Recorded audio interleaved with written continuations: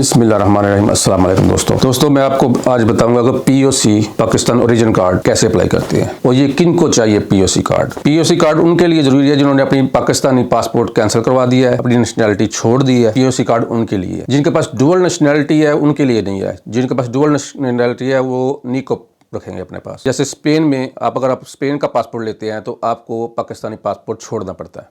जब आप अपना पाकिस्तानी पासपोर्ट कैंसिल करवाएंगे, जैसे मैंने पिछली वीडियो में बताया कि पाकिस्तानी पासपोर्ट कैसे कैंसिल होता है और पासपोर्ट और रेजिडेंसी कैसे कैंसिल होती है, आप पिछली वीडियो में देख ले जाके। उसके बाद आपने अपना पीओसी अप्लाई करना है, उससे पहले आप अपना पीओसी अप्लाई नहीं कर सकते। तो समझ लगी दोस्तों, पीओसी कार्ड उनके लिए है जिनके पास यानी आप एक्स पाकिस्तानी यानी आपके पास पहले पाकिस्तानी पासपोर्ट था, आपने कैंसिल करवा दिया, अब आपके पास स्पेन का या दूसरी कंट्री किसी का पासपोर्ट, तो आप पीओसी अप्लाई करेंगे। उसके लिए जरूरी क्या है मैं आपको पेपर बता देता हूँ। पहले बेहतर है कि एफआरसी अपने बच्चों के साथ, अगर आप शादीशुदा हैं तो अपने बच्चों वाला एफआरसी और अपने बहन भाइयों वाला एफआरसी, दो एफआरसी अपने सामने रख, क्योंकि उनके सबके शनाख्ती कार्ड की जरूरत पड़ेगी। वो क्यों पड़ेगी जरूरत, वहाँ ना भी देगा तो चल जाएगा, लेकिन जरूर आप बेहतर है कि आप वहाँ पे ऐड कर ले। जब वो पूछेगा कि आपके फैमिली मेंबर ऐड करने हैं तो आप ऐड करेंगे। तो जब नेक्स्ट टाइम आपके बहन भाई अपना एफआरसी या आपके बच्चे आपका एफआरसी निकालेंगे तो आपका नाम उसमें निकलेगा। अगर आप ऐड नहीं करेंगे तो उनके एफआरसी में आपका नाम नहीं निकलेगा। तो बेहतर है कि स्टार्ट करने से पहले एफआरसी अपने बच्चों के साथ भी और सिबलिंग बहन भाइयों के साथ भी अपने पास रख। उसके बाद एक ब्लड रिलेशन का निकोब या शनाख्ती कार्ड जो हम पाकिस्तानी जिसके पास है, अपने भाई का बहन का, वो भी एक अपने पास रख ले। ठीक है। उसके बाद रिन्यूसिएशन लेटर आपको चाहिए। रिन्यूसिएशन लेटर क्या होता है, मैंने पिछली वीडियो में बताया था कि वो लेटर जो आप पाकिस्तानी एम्बेसी में जाकर अपनी पासपोर्ट कैंसिल करवाते हैं तो वो महीने दो बाद आपको मिलता है। रिन्यूसिएशन लेटर हो गया। एक ब्लड रिलेशन की सीएनसी हो गई। एक वैलिड पासपोर्ट, फॉरेन पासपोर्ट आपके पास होगा। वो मैरिज सर्टिफिकेट, अगर आप शादीशुदा हैं तो आपका मैरिज सर्टिफिकेट भी आपके पास होना चाहिए। तो ये डॉक्यूमेंट है दोस्तों। स्टार्ट करने से पहले कोशिश करेंगे कि अपने पास रख लें ताकि आपका टाइम ज़ाया ना हो। सब और लास्ट थिंग, बैंक का कार्ड। बैंक का कार्ड भी आपके पास होना जरूरी है। बैंक की इसकी फीस काफ़ी ज़्यादा है, मैं आपको बता दूं। इसकी फीस है 171। ये वक्त के साथ साथ चेंज होती रहती है। आज से साल पहले 150 कुछ थी, अब 171.19 डॉलर है। ये वक्त के साथ चेंज होती रहती है। ये कुछ चीज़ें अपने पास रख ले स्टार्ट करने से पहले और फिर स्टार्ट। तो दोस्तों स्टार्ट करते हैं। हमेशा की तरह हम लिखेंगे नादरा लॉगिन इन गूगल में और ये सबसे पहले जो वेबसाइट आएगी id.nadra.gov.pk पाक आइडेंटिटी, इसको हम क्लिक करेंगे। ये वेबसाइट खोलेगी, आपने लॉगिन करना है, अपना यूज़र नेम और पासवर्ड डालना। अगर नहीं पता तो वो कैसे बनना है वो मेरी पिछली वीडियो में देख ले कैसे अकाउंट बनता है। New application, issue of identity document, POC हमने अप्लाई करना है। सबसे पहले ऑप्शन ऑन करेगा, फिर देखो और ऑप्शन आ जाएगी, उसमें भी सबसे पहले वाली जिसमें पीओसी लिखा है। उसके बाद हमने तीसरी ऑप्शन को ऑन करना है, फॉर नॉन पाकिस्तानी, क्योंकि अब हम पाकिस्तानी नहीं रहे, क्योंकि हमने पासपोर्ट भी कैंसिल करवा दिया है, अपना निको भी कैंसिल करवा दिया, इसलिए हम तीसरी ऑप्शन ऑन करेंगे। डू यू हैव रेडी या पीओसी, आपके पास पीओसी का कोई नंबर है? नॉर्मली नहीं होता। जब आप कैंसिल करवाएंगे ना तो उसके बाद कुछ डॉक्यूमेंट इशू होते हैं तो आपको मिल जाता है। अगर नहीं है तो आपने नो कर देना। पीओसी नंबर वो है जो आपको नया पीओसी मिलेगा तो उसके ऊपर नंबर लिखा हुआ है, निको नंबर नहीं। पीओसी नंबर डिफरेंट होता है। यहाँ पे आपने करनी है सिलेक्ट एक्स पाकिस्तानी, कि मैं एक्स पाकिस्तानी हूँ, पहले मैं पाकिस्तानी था, मैंने पाकिस्तानी नेशनलिटी छोड़ दी है। के बाद ये पूछेगा डू यू ऑलरेडी हैव निकोप नंबर या सीआरसी या सीएनआईसी नंबर। यहाँ पे आपने यस करना है क्योंकि आपके पास पहले था निकोप नंबर। यहाँ पे यस करके ये देखो नीचे आ गया कि ये निकोप आपका must cancel before apply this new POC. हमने कैंसिल करवा दिया हुआ है, वो निकोप नंबर हम लिखेंगे यहाँ पे और ये चल जाएगी एप्लीकेशन। ठीक है, तो आपका कैंसिल हो गया, लेकिन यहाँ पे आप निकोप नंबर 13 डिजिट लिखेंगे। नीचे लिखा हुआ है must be cancel before apply a new POC, जो मैंने आपको शुरू में बताया था कि आपका कैंसिल होना चाहिए। यहाँ पे आप नंबर लिखेंगे निकोप और गुड, ये वाला एंटर वाला बटन दबाएंगे तो आपके साथ गुड वाला निशान आ जाएगा, वो वेरिफिकेशन कर लेगा तो ठीक है। उसके बाद आपकी एप्लीकेशन शुरू हो जाएगी। यहाँ पे जो निकोप कैंसिल करवाया है उसका नंबर लिखना है। ये देखा गुड आ गया ना, इसके बाद एप्लीकेशन स्टार्ट हो जाएगी। Citizen number is cancelled, click below to process, start new application, new POC application.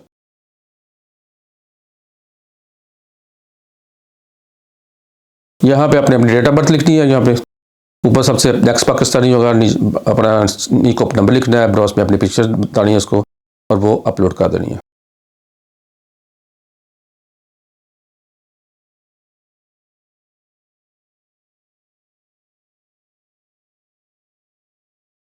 इससे पहले ये आपसे पूछेगा कि आपने डिलीवरी कैसे करवानी है, अर्जेंट है या नॉर्मल, तो आपने नॉर्मल पे रखना है।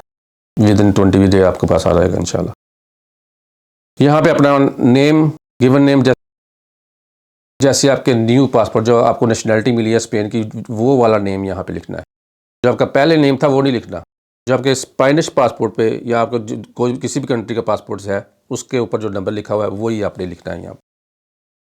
ठीक है, अपना पुराना नेम नहीं लिखना। अपना gender, married, Pakistan, place of birth सब कुछ सेलेक्ट करके ये you have been citizen national or of India or Israel देख लें अपना, यहाँ पे नो करेंगे। Have you ever been develop, तो यहाँ पे भी नो करेंगे। Any parent, grand parent, national Israel no, अगर है आपका तो देख लें अपना। आर यू ट्विंग और सिबलिंग, आप जुड़वा बहन भाई हैं तो वहाँ पे भी नो, अगर आप हैं तो लिख लें यस। उसके बाद प्रोफेशन, यहाँ आपका जो भी प्रोफेशन है वो आपने लिख देना है। बैंकर है, बिजनेसमैन है, आप IT हैं या जो भी हैं। अगर इस लिस्ट में नहीं है तो यहाँ पे अदर कर।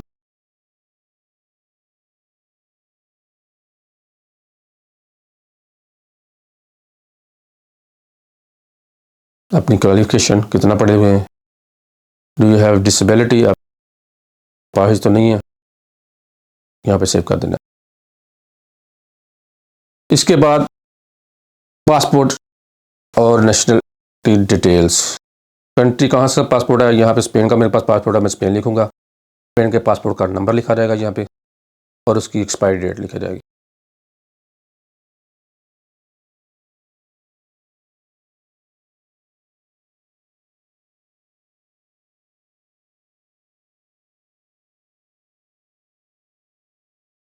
ये ऊपर अभी फीस 150 दिखा रहा है, लेकिन जब आप डिलीवरी पर क्लिक करेंगे ना, अगर आपको पासपोर्ट किसी स्पेन में या किसी और पाकिस्तान से बाहर चाहिए तो 171 पे आ जाएगा। जैसे मैंने ये UK में घुमाना है तो उसकी एक्स्ट्रा चार्जेस होंगे। यहाँ पर ऐड करने के बाद आपने प्रेजेंट एंड प्रीवियस नेशनैलिटी, आपकी नेशनैलिटी पहले प्रेजेंट सेलेक्ट करेंगे। हमारी प्रेजेंट नेशनैलिटी है स्पेन की, यहाँ पे हम लिखेंगे स्पेन। कब ली थी हमने, जिस दिन हमने मिली थी नेशनैलिटी, पासपोर्ट के ऊपर लिखा होता है उसके ऊपर आपने नंबर लिख देना। ये लिविंग नहीं लिखी हुई क्यों, खाली हुआ क्योंकि अभी आपके पास मौजूद है। पास्ट प्रीवियस नेशनैलिटी थी वो सिलेक्ट करेंगे, हमारे पास प्रीवियस पाकिस्तानी नेशनैलिटी थी, यहाँ पे हम पाकिस्तान सेलेक्ट करेंगे। और पाकिस्तानी नेशनैलिटी कब मिली थी, अपनी डेट ऑफ बर्थ लिख दें। Not complicated. अक्सर लोगों को मैसेज आते हैं, यहाँ पे आपको पाकिस्तानी नेशनैलिटी कब मिली थी, जब आप पैदा हुए थे, बर्थ नेशनैलिटी आप कह लें। यहाँ पे आपने अपनी डेट ऑफ बर्थ लिखनी है। लिविंग नेशनैलिटी, ये लिविंग नेशनैलिटी वहाँ से नंबर जो आपका रिन्यूएशन लेटर है ना उसके ऊपर लिखी होगी कब आपको इशू हुआ है, वो वाली डेट यहाँ पे लिखी। ये दोनों नेशनैलिटी यहाँ पे ऐड हो गई, सेव कर देना यहाँ पे। तो उसके बाद father detail and mother detail, यहाँ पे आपने अपने फादर का नाम, उनका सिटीजन नंबर, जो मैंने FRC के ऊपर आपका फादर का मदर का नंबर लिखा होगा, वहाँ से अपने नाम और नंबर लिख लेना है। ये अगर आप नंबर ना भी लिखेंगे तो चलेगा, लेकिन मैं आपको सजेस्ट करूँगा यहाँ पे अपने वालिद और वालदा का नंबर ज़रूर लिखें। उनके पास नेशनैलिटी कौन सी है, वालिद और वालदा के पास, वो भी लिखे, पाकिस्तानी है या कोई कुछ और है तो वो भी लिखे। जो आपके वालिद और वालदा के पास नेशनैलिटी है वो यहाँ पे। उसके बाद स्पोज वाइफ का, अगर आपके स्पोज यानी वाइफ या हस्बैंड, उनकी नेशनैलिटी उनके पास कौन सी है, जो भी है वो लिख दें, उनका नाम, उनकी नेशनैलिटी और उनका सिटीज़न नंबर। अगर उनके पास पाकिस्तानी है तो उनका पाकिस्तानी सिटीज़न नंबर ज़रूर लिखें। अगर कोई और है तो फिर do you wish to provide detail of your relative living in Pakistan, yes, यहाँ पे येस ज़रूर करना है। आप नो करेंगे फिर भी आपकी एप्लीकेशन हो जाएगी, लेकिन येस करके आपने अपने बहन भाइयों का और बच्चों का, बच्चे जो आपके मैनर हैं जो 14 साल से छोटे हैं उनका नहीं, जो 14 साल से बड़े हैं उनका नाम ज़रूर ऐड करना है। अगर आप ऐड नहीं करेंगे तो आपके FRC में आपका नाम नहीं निकलेगा, अंडरस्टैंड। और जब आपका नाम नहीं निकलेगा तो फिर आपको FRC मॉडिफिकेशन करके दोबारा डालना पड़ेगा, दोबारा फीस भरनी पड़ेगी। तो मैं आपको सजेस्ट करता हूँ कि अपने बहन भाइयों का सबका नाम यहाँ पर लिखें, बच्चों का जो 14 साल से ऊपर है उनका ज़रूर लिखें। इसमें लिस्ट में मदर, फादर और स्पोज भी निकलते हैं, लेकिन वो आपने ऐड नहीं करना क्योंकि हम ऊपर दे चुके हैं। मुझे उम्मीद आपको समझ लगी, यहाँ पर उनका सेलेक्ट करते जाएं। जैसे मैंने अपने भाई का नाम लिख दिया, सिबलिंग,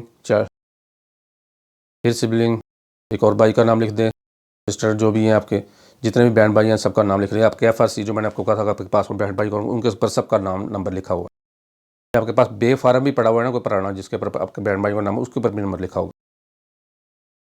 यहाँ पे ऐड करते जाना है, उनका मोबाइल नंबर लिखते जाना है, ताकि उनको वेरिफिकेशन में भी आसानी हो और आपके एफआरसी में भी कल को आपका नाम निकल, नाम लिखते जाना है, ऐड करते जाना है। ये मेरे बहन भाई दोनों ऐड हो गई। अब मैं यहाँ पे बच्चों को ऐड करूँगा,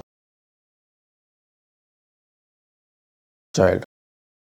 मेरा एक ही बच्चा जो 14 साल से ऊपर है, उसको मैं ऐड करूँगा, बाकी जो 14 साल से छोटे हैं वो ऐड नहीं होंगे। अगर आप ऐड करने की कोशिश करेंगे तो वो कहेंगे मैनर ऐड नहीं हो सकता।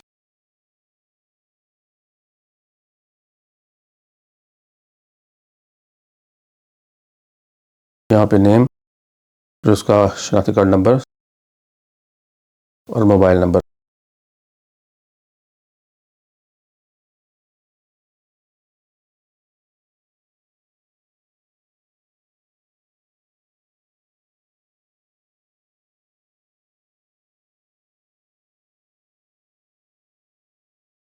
ऐड रिलेटिव, वो पहले बहन भाई थे, अब चाइल्ड। ये मेरा बच्चा सबसे बड़ा आ गया। देखो ऊपर लिखा आया था कि फादर और मदर का लिखने की ज़रूरत नहीं है। अब एड्रेस, प्रेजेंट एड्रेस, आप जहाँ पे रह रहे हैं, आप स्पेन में रह रहे हैं, यूके में, दुनिया में जहाँ भी रह रहे हैं, वहाँ का एड्रेस लिखना है। यहाँ पे लिखने के बाद ये नीचे आएगा, address will be printed on your card. ये नीचे जो एड्रेस लिखा हुआ है ध्यान से पढ़ लेना, इस तरह आपके कार्ड पे प्रिंट होगा। उसके बाद परमानेंट एड्रेस, अगर परमानेंट भी आप यही लिखना चाहते हैं तो कोई मसला नहीं, वैसे परमानेंट बेहतर है कि हम अपना पाकिस्तान का एड्रेस लिखें, आपकी मर्ज़ी है। आप यहीं रह रहे हैं तो आप परमानेंट ये भी लिख सकते हैं, कोई मसला नहीं। मैं अपना पाकिस्तान का लिखूँगा परमानेंट एड्रेस।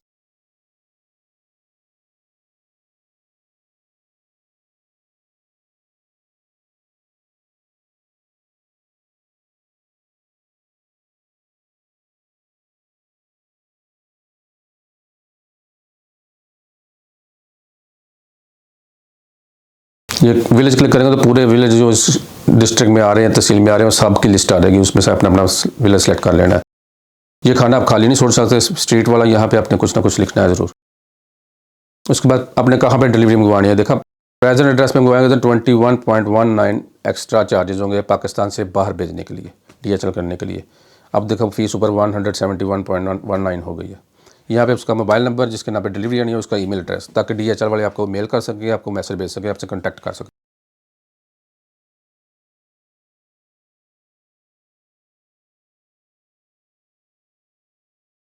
सेव, वेरिफिकेशन,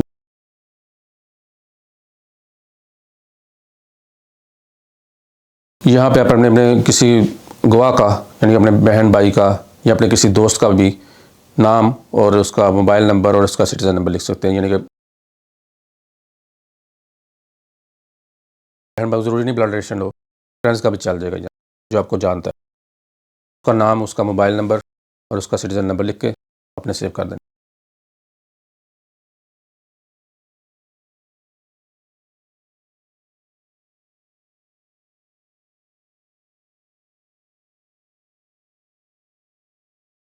ये आ गई डॉक्यूमेंट वाली। सबसे पहले हमने ये फार्म डाउनलोड करना है, यहाँ पे फिंगरप्रिंट कर लें, या वही एप्लीकेशन पे जाके पाक आईडी वाली एप्लीकेशन पे सेम साल लॉगिन करके ये जैसे पिक्चर बनी हुई है अपने मोबाइल के सामने करेंगे तो फिंगरप्रिंट चले जाएंगे। इसको रिफ्रेश करने के बाद ये आपके फिंगरप्रिंट यहाँ पे आ रहे हैं, लेकिन फिर भी आपने ये फार्म डाउनलोड करना है, यहाँ पे साइन करनी है, डेटा लिखनी है, और ये फार्म 600 DP में स्कैन करना है, वरना आपका चलेगा नहीं। 600 DPI ऐसे स्कैन करके इसको सेव कर लेना है। इसको JPG में सेव करना है, PDF नहीं, JPG में सेव कर लेना है, और फिर इसको ऊपर देखा करके ब्राउज में जाकर आपने बताना है कहाँ पड़ा हुआ है, और अपलोड करेंगे तो ये हो जाएगा। फिर से बता देता हूँ, फिंगरप्रिंट तो आपने एप्लीकेशन से दे लिए, लेकिन फिर भी आपने फार्म डाउनलोड करना है, साइन करनी है, डेट लिखनी है, उसको 600 DPI में स्कैन करना है और JPG में सेव करना है, PDF नहीं, JPG में सेव करके यहाँ पे अपलोड कर देना। और ये वाले डॉक्यूमेंट जो मैं आपको शुरू में बताया था, ये सब आपने अपलोड करने हैं। जब से जैसे आप अपलोड करते जाएंगे ये लिस्ट छोटी होती जाएगी, गायब होते जाएंगे, और ये जब सब रेड ख़त्म हो जाएंगे तो आपका कंप्लीट हो जाएगा। रिनोंसिएशन लेटर, ये पहले मैंने वो किया सिग्नेचर वाला, अब रिनोंसिएशन लेटर मैं अपलोड कर रहा हूँ।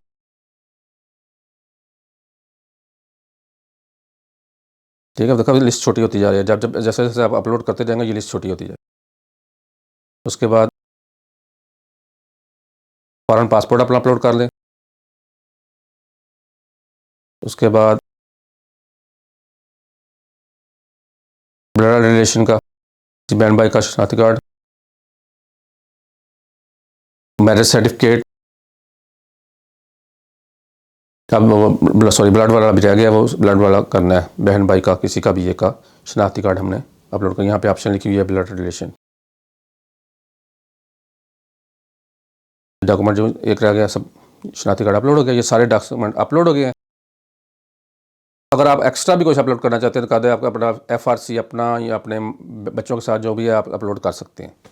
उसके बाद ये एप्लीकेशन आपके सामने रहेगी, इसको ध्यान से पढ़ लेना है, कोई स्पेलिंग में गलती या डेट ऑफ बर्थ में कोई गलती तो नहीं है, तो अच्छे तरीके से देख लेना है। तो ये आखिर में सब अपने एक्सेप्ट करना है, चेक पढ़ लें अच्छी तरह और इनको और यहाँ पे इसको सेव कर दें। जब सेव करने के बाद ये प्रोसेस टू पेमेंट, ये सारी एप्लीकेशन बनने के बाद आपसे कहेगा पेमेंट।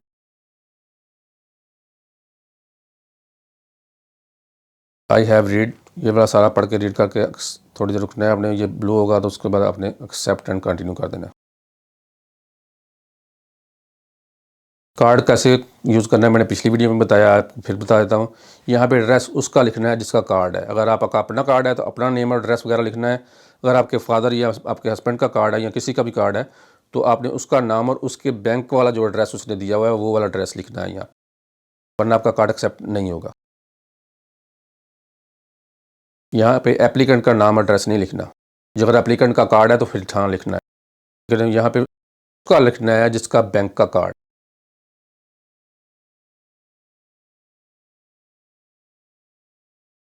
सारा कुछ लिखने के बाद नेक्स्ट, इसके बाद ये प्रोसेस 16 डिजिट नंबर लिखना है, ये 80 नंबर लिखना है और ये सब कुछ मैंने पिछली वीडियो में बताया आपको डिटेल के साथ कि कैसे करना है। ये प्रोसेस हो गई है, आपके सामने रसीद आ गई है कि आपका हो गया अप्लाई। के बाद आपने यहाँ पे अपने रिव्यू लिखे, स्टार रेटिंग दे के इसको सबमिट कर देना है। Thank you. ये जी आपका POC अप्लाई हो गया। मुझे उम्मीद है दोस्तों आपको समझ लग गई होगी। अगर किसी चीज़ की समझ नहीं लगी तो मुझे कमेंट कीजिएगा, मैं आपको ज़रूर बताऊंगा इंशाल्लाह। मुझे अपनी दुआ में याद रखिएगा और मेरे चैनल को सब्सक्राइब करना और वीडियो को लाइक करना बिल्कुल ना भूलिएगा। मिलते हैं फिर नई वीडियो के साथ।